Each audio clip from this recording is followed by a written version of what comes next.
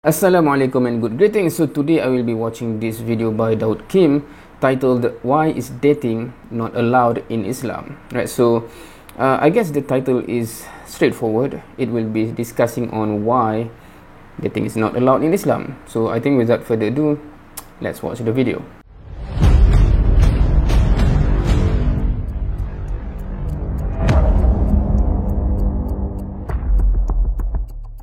연애를 하잖아요. 네. 이제 눈에 콩깍지가 씌인다.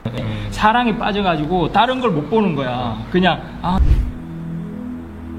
I've been waiting, I've been hurting, cause I've been falling. I need your Assalamualaikum. 안녕하세요. 다우드킴입니다. 오늘은 Alaikum assalam. last few days I asked a Muslim friend dating is okay in Islam. Yeah, she said kind of yes, if I keep the boundaries okay, but many people comment me that it's not allowed clearly in Islam. So that's why I came here to ask Imam about this topic. So let's ask. Assalamualaikum. 박동식 이맘님 오셨습니다. 예, 압돌라 알코리라는 이제 유튜브 채널 운영하고 네, 있고요. 구독 많이 해주세요. 제가 그 며칠 전에 그 영상을 이제 말레이시아 친구랑 같이 찍었어요. 결혼하기 전에 데이트를 해도 될까? 그래서 이제 물어봤는데 말레이시아에서는 많이들 한다 요즘에는 부모님들한테. Yeah. It is common in Malaysia. Although I have never been part of that commonality, but yeah, you can see it everywhere. 도 오픈하고 이렇게 막 성적으로 이런 것만 아니면은 데이트 자연스럽게 한다고 하더라고요. 근데 이제 영상을 봤더니 이제 막 댓글이 막 난리가 나고서 아니 이슬람에서는 분명히 데이트가 금지가 되어 있는데 그거를 왜 되는 것처럼 얘기를 하냐. 이맘님이나 네. 이제 학자한테 가서 제대로 한번 다시 물어봐라. 네. 그래서 저도 오늘 좀 네. 제대로 배우고 싶어서 왔습니다. 네, 알겠습니다. 이게 이슬람에서는 그러면은 이제 이게 금지가 되어 있는 겁니다. 비스밀라히르흐마니르힘. 연애 같은 부분에 대해서 이제 주제를 좀 민감한 거라서. 그쵸, 민감해요. 물론 이슬람에서는 강요는 없어요. 네. 하지만 이슬람이라고 하는 종교가 이제 완벽하게 완성이 되어 있고 정확한 원칙을 제시를 하고 그 외에 이제 자기 자유의지에 따라서 그렇죠. 자기가 책임지는 거죠. 원칙은 말씀을 드려야 되니까. 네, 원칙. 그래서 이슬람에서 연애에 관한 부분은 명백하게 나와 있는 게 있어요. 꾸란 구절 중에 바다우두 빌라히 미너 쉐이따니르짐 왈라 타크라부 지나. 지나라고 하는 거는 사람들이 많이 알아요. 불법 성관. 그렇죠. 불법 성관계. 하나님께서 꾸란에 하신 말씀은 라 타크라부 이러면 가까이 하지 말라 명령을 하셨어요. 지나만 하람이 아니라 지나에 가까이 하는 모든 행위들이 전부 다 이슬람법상 하람이에요. 그때 아마 단계가 있을 거예요. 그렇죠? 그쵸, 근데 그쵸. 그 단계들 중에 제일 높은 단계가 연애예요. 아 그래요? 그러니까 연애에 대해서는 모든 학자들이 이견이 없어요. 여성을 바라보는 행위 아니면 뭐 말을 거는 행위, 모임을 하는 것, 뭐 여러 가지 이견들이 있을 수는 있어요. 같이 사진 찍는 예, 뭐 같이 사진 찍는다 이런 거는 연애 같은 경우는 이 모든 예들 중에 제일 정점에 있어요. 이견이 없군요. 네, 그러니까 이거는 토탈 패키지로 같이 나가서 밥도 같이 먹고 영화도 같이 보고 감정까지 들어가니까 이거는 뭐 이견이 없어요. 그래서 이슬람 학자라면 100% 다 동의하는 게 지나에 가까이 하는 행위가 첫 번째가 바로 연애이기 때문에. It is interesting to see his reaction to that. Yeah, the thing is, why it is so common, because this kind of discussion never happened for many Muslim growing up, right? Because we do not have this kind of conversation, I think, right? We just leave it because it's mostly cultural thing, but we aspire to be like what we see on TV, which is more Western values, etc. 네, 원칙상으로는 연애가 이제 금지된 게 맞아요. 그러니까 하람이 적용이 돼요. 그러니까 선지자 무함마드 살랄라후 알레이히 와살람께서 하신 말씀들 중에 여성과 남성이 개인적으로 이제 단둘이 만나면 제3자가 있다고 그랬어요. 제3자는 사탄이다. 그래서 이제 명백하게 이제 하디스에서 순나로 이제 금지가 되는 게 완벽해요. 그러니까 단둘이 만날 때는 이제 조심을 해야 돼. 예를 들면 공공장소에서 만난다든지 아니면 뭐 진짜 결혼할 상대면은 이제 부모님 허락하에 만날 수도 있는 거고 단둘이 이렇게 방 안에 들어가서 만나는 건 이제 완전히 하람이죠. 이거는 뭐 이견이 없어요. 그럼 이런 식으로 이렇게 만나서 데이트도 못 하게 되면은 어떻게 결혼을 그렇죠. 하는지. 저도 이거를 이해를 해요. That is a interesting question, because when I was about to get married, when one of my friend get to know about it, he has the same question: are you serious? How can you get married? How can you say you already in the final stage of about to getting married when you have never actually, you know, become a boyfriend, girlfriend, or date, or etc. with her, right? How can it be? So I do not understand why he is shocked, but he cannot understand why I'm not shocked at that. So that is interesting. 왜냐면 제가 처음에 입교했을 때는 저도 미혼이었거든요. 결혼하기 전에 사랑을 키우기보다 합법적으로 결혼할 방법을 먼저 찾는 거예요. 이슬람에서는 왈리라고 해요. 뭐 예를 들면 아버지라든지 뭐 오빠라든지 그 가정에 그 여성의 보호자가 있어요. 그분들에게 접촉을 해서 내가 이 여성과 결혼하고 싶은데 어떻게 해야 될지 절차를 밟아보고 또 자주 만나보고 얘기도 주고받고 서로의 관심사도 주고받아보고 외모를 중시하는 사람은 외모를 보고 외모를 중시하는 거는 괜찮은 것 같고 그러니까 이슬람 법에 다 있어요. 선지자 무함마드 살랄라후 알라이히 와살람께서 이제 결혼을 할 때 가장 중요시 봐야 되는 부분은 뭐다? 바로 신앙심이에요. 신앙심. 왜냐하면 신앙심이 있으면 결혼 후에 삶이 너무 행복해져요. 아름다움은 여성의 아름다움은 뭐 시간이 지나면 없어질 수 있어요. 그리고 재산이 많은 여성도 그 돈이 언젠가는 없어질 수 있죠. 근데 신앙심은 절대 없어지는 게 아니다. 이슬람에서는 결혼을 하고 사랑을 키우고 연애를 한다. 그래서 오히려 더 진짜 로맨틱하고 더 로맨틱한 것 같아요. 네네. 그리고 얼마나 그 결혼 생활이 행복하겠어요. 그게 이제 할랄 릴레이션십이네요. 그게 진정한 할랄 사랑이거든요. 선지자 할랄 사랑. 무함마드 살랄라후 알라이히 와살람께서 너희들 중에 가장 훌륭한 무슬림은 누굴 것 같아요? 아내에게 친절한 무슬림이고 아내를 위해서 친절하게 대하고 항상 사랑해주고 항상 사랑해주고 관심을 갖고 진짜 음식도 떠먹여주고 같이 데이트도 하고 그렇구나. 진짜 아름다운 사랑이 진짜 이슬람에 있어요. 드라마에 있는 게 아니라 하나님의 바른 길을 따랐을 때 우리가 진짜 행복해질 수 있으니까.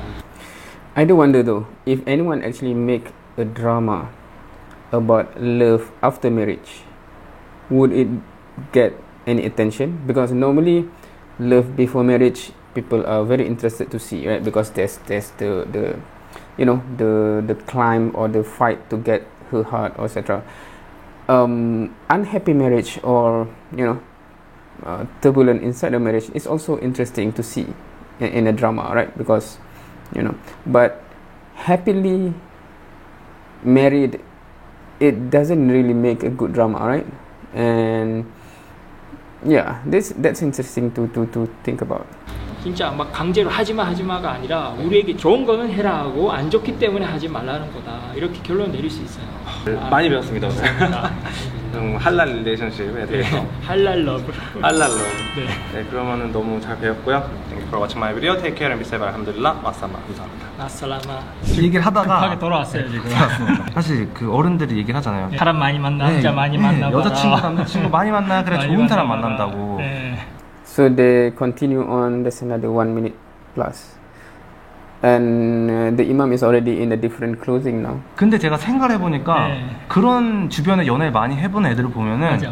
오히려 더 못 살고 있더라고요. 연애를 하잖아요. 네. 눈에 콩깍지가 씌인다. 그래가지고 연애를 하고 사랑을 키우면 이 사람의 진짜 문제점을 못 봐요. 사랑에 빠져가지고 다른 걸 못 보는 거야. 그냥 예배도 안 하고 뭐 문제가 많은데도 그냥 믿고 사랑 때문에 결혼하는 거지. 진짜 객관적으로 못 봐요.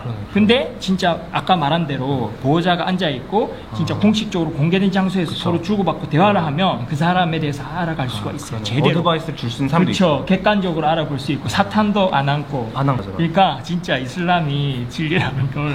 그러니까 공부를 하면 할수록 이게 맞다. 이게 맞구나. 막 가면서도 막 생각나고 이게 맞다고. 맞아요. 진짜 함들릴라. 네, 감사합니다. 네. Yeah, it is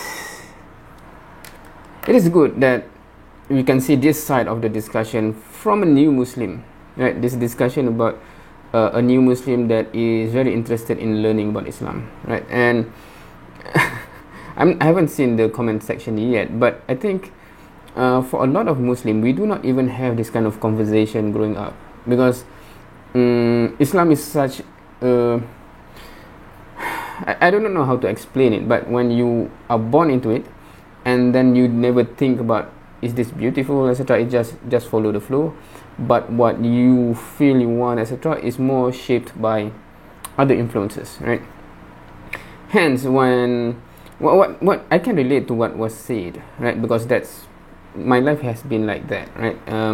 I cannot imagine, although some people would say, isn't it more logical if you know in and out of a person's personality, etc., that would lead to better marriage, etc. But some of the element is what was being said here, right? Because in that kind of relationship, you only portray the best side of you.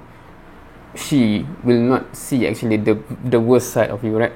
Vice versa, right? So how can you say that logically that is making the life after marriage when suddenly everything comes out in the open between you two, right? How does it make it better, right? So logically you can actually see that actually if you really want to analyze, I think. But the common question also is, how can you ensure that without really knowing, right, is a best candidate for your life partner, etc., right? I'm not sure if even I would like to share my personal journey to being married. If I count how many times I have met my wife before marriage, I think it's 4 times, or is it 5 times? 5 times, I think 4 to 5 times. I don't remember. Hopefully my wife would not see this and she might get mad or something. But again, at the first time I've properly met her is the ta'aruf session, where meaning the conversation that you want to know things about her and she can know things about you, right? What do you value most? What is your purpose in life, etc. So what you like, don't like, whatever you want, you think it's important to know before marriage, before deciding to get married. So there's 2 times of that kind of conversation. Of course, both time it's not just me and her. There's some bodyguard meaning by bodyguard I mean just someone else there from our family members to make it that there's not the third party there is not the shaitan, right? Not the devil. 2 times of that kind of conversation, and then the 3rd time I've met her is basically I think, is it the engagement ceremony, I think, right? But that's met her in terms of we are in the same hall room, right? There's family members, etc.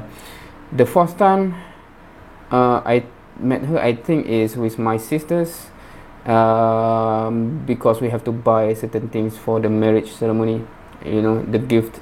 And normally in our culture we have gifts like clothes, bags, handbag for the wife, perhaps shoes, etc. So those kind of things need to fit, right? You cannot just randomly buy and it cannot fit your partner. It's gonna be waste of money, right? So I'm just the wallet there, right? Meaning I met her, but she is just with my sisters buying clothes, etc. And when they want to pay, I just pay, right? So that's our meeting before our marriage. So it's how many times that? And then after that is the wedding ceremony, and of course the rest is after marriage, right? So getting to know in a more intimate level, falling in love, honeymoon, etc., etc., etc., right? That can be a video on itself if anyone is actually interested in just getting a glimpse of how can that work, right? So it is an interesting topic, I guess, but in my family that's quite a norm. I mean that's how it is, and I have never questioned it, because every single one that I know of that go through the same process end up living happily married for until death, and then children, etc., etc. So there's no reason to find something else, right? And the alternative, if you see the drama, etc., there's always pain, agony, heartache, heartbreak, etc., etc., right? So why would I choose that over this that give me everything that I wish I can get from a married and relationship with a life partner, right? I remember one statement from is it Robert Greene? No, I don't remember what is the name, something Green, right? A revert that actually relate a long story how he ended up become a Muslim. But part of the story is when he embraced Islam, he is still with his girlfriend, and there's a long story there. But he said one comment that he made that really struck me is that he said, you know, because he's addressing the Muslim, right? You know, life in terms of the boyfriend-girlfriend relationship is such a relationship that cause you so much pain in your heart. You know, heartache after heartache. The you know, the drama of that relationship. He said, like, I wish no one should ever go through such a pain and heartache of that kind of relationship ever, right? That kind of pain should not happen in this world. And that really struck me, right? Because normally Muslims just accept, oh, it's a rule, like mentioned in this video, it's a rule you just have to follow. We never see the other side of how is it so beautiful and it prevents so much agony and heartache and, you know, what all this thing, jealousy, whatever it is, that really causes pain again and again and again in what alternative is available out there, right? So we have such a beautiful thing here, but no one really discuss in that angle. It's always being framed as a, also you just follow the rule, or you just etc, right? So you haven't explored whatever, right? Anyway, so that is the video, that is my reaction to why is dating not allowed in Islam. Even the question is not allowed, right? In the sense that it's forbidden, so I cannot do. It's more on that frame rather than how Islam provide this beautiful solution that is not available elsewhere, that prevent from negative implication elsewhere in terms of dating, etc. It should be angled in that way, right? So that people can see that, you know, the creator that knows us best really have provided the solution. Why should we find something else? That's my you know, that's my reaction to this. Thank you for watching. See you next time.